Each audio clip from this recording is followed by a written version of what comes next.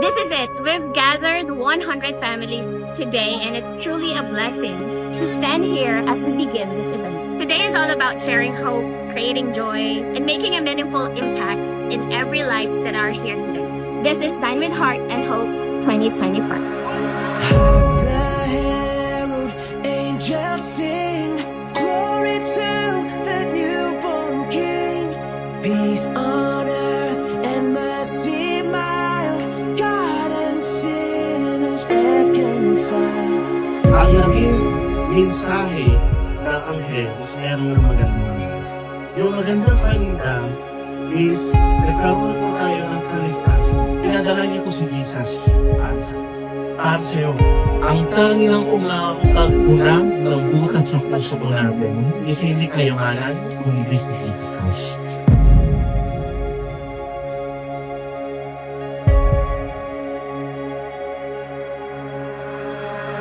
Hark the herald angels sing.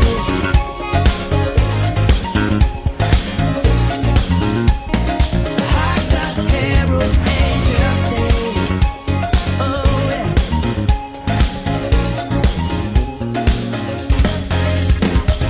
Christ by highest heaven adored, Christ the everlasting Lord.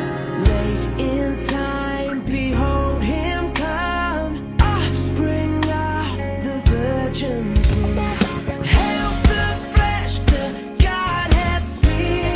Hail the incarnate deity, pleased as men with men to dwell. Jesus our Emmanuel. Ako po pala si Fiel Antonio ng Liglasis. Dati po akong lulong.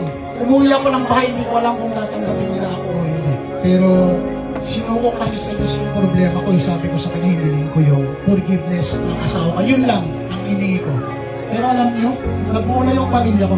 Kahit sino pa tayo, kahit mag-uwi ng buhay ng pamilya. Isuko mo lang.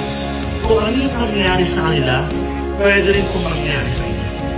Bakit? Wala pong imposible sa ating Panginoon. Yung sa paningin ko mahirap, pero kay Jesus, kay Jesus, walang imposible.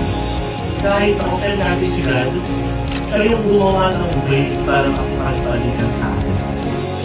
The real good news, meron pong pag-asa sa ating Panginoon Jesus. Meron buhay sa ating Panginoon Jesus.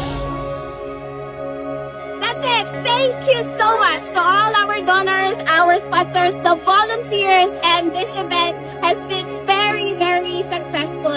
At maraming salamat po sa patuloy na pagsuporta, sa patuloy na pagtulong niyo po sa amin.